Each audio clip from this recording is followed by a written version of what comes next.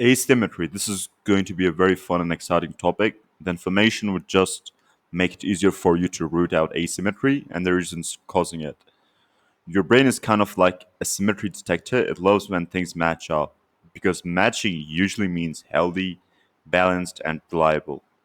In nature, symmetry often means a stability, health, and good development. When something grows evenly on both sides, it shows the system is working well. For example, if a tree has branches that grow evenly, it looks strong. If it's crooked and twisted on one side, it looks weak or sick. Take an example of a butterfly. If one side of its wings is not as developed and in shape as the other side, it won't look as beautiful. If one side of the uh, wing is not as colored as the other side, it won't look that beautiful and attractive, and it will look weak or sick. Now, here's another example on the screen. The first person's left eye and the mouth shape is tilted a little bit on the right and is much to the right, and their nose is a bit crooked. Second person features line up nicely on both sides. Now, your brain doesn't even think hard. Person B feels more put together and attractive. Just like a neatly wrapped gift look more exciting than a crushed one. Now, please don't comment like, hey, I find the first person attractive or that or that. Most of the time, I'm talking about generally, okay? So think of a heart drawn on paper. If one side is big and the other is tiny, it feels awkward. But when both sides curve the same way, it looks beautiful. And it doesn't mean people need to be perfectly symmetrical to be attractive. Nobody is. But the closer we are, the more our brain lights up with the reward of a pleasing face with dopamine. People say that most of the asymmetry is genetic. I don't agree with that at all. In fact, you, the person watching this, would believe you have a genetically asymmetrical face. I would say only a really small amount of people have a genetically asymmetrical face.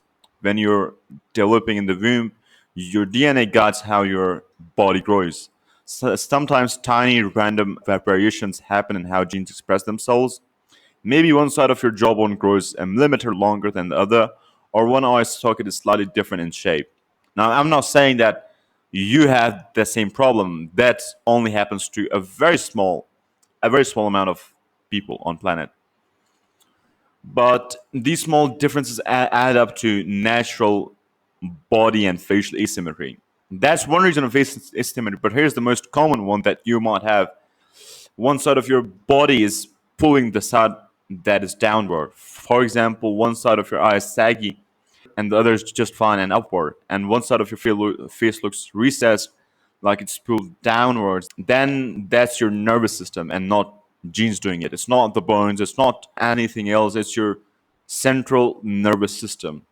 So the thing is that when you have this kind of asymmetry, not only is it affecting your face but the whole body. For example, if you're right-handed, uh, then the right side of your shoulder would be downward as compared to the left one.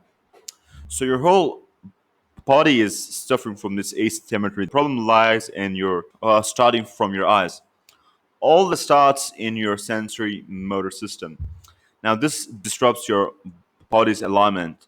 As your spine adjusts to this imbalance, it pulls on the shoulder and pelvis, causing one shoulder to rise and the other to drop. What looks like a shoulder issue is really your brain working overtime to stabilize your head on your shoulders. This chain a reaction creates even uneven shoulders, a crooked spine, and misaligned hips, and a weak fascia. Now, you do be asking, how do I fix all of this? It's gonna be a little bit hard, but you will get it fixed. Now, the eye is imbalanced because of two things: the way you breathe and your tongue posture. Now, you have to do two things to fix it fast, and combining both of these can be very effective. Let's talk about the first one, which is mewing, where you simply correct the posture of your tongue and keep your tongue on the roof of your mouth. But that's not going to be enough to fix that. The main thing you have to do is to fix your breathing pattern. If your rib cage is tilted, rotated, or your spine is uneven, your diaphragm won't move symmetrically. Try standing with your back against the wall, head, shoulders, and hips touching. Notice if one side of your ribs flares out more. This is often the root of asymmetry. Reset breathing with the 90-90 position. Lie on your back with your hips and knees bent at 90 degrees, feet on the wall or chair. Place one hand on your chest and one on your belly. Inhale through your nose, expanding the lower ribs and belly evenly. Exhale fully through your mouth, like fogging a window, feeling your ribs move down and in. Repeat this for like 5 to 10 slow breaths. This this helps both sides of your diaphragm. All of this is still not enough to fast track your recovery to symmetry. You would need a device called MAD or MAD.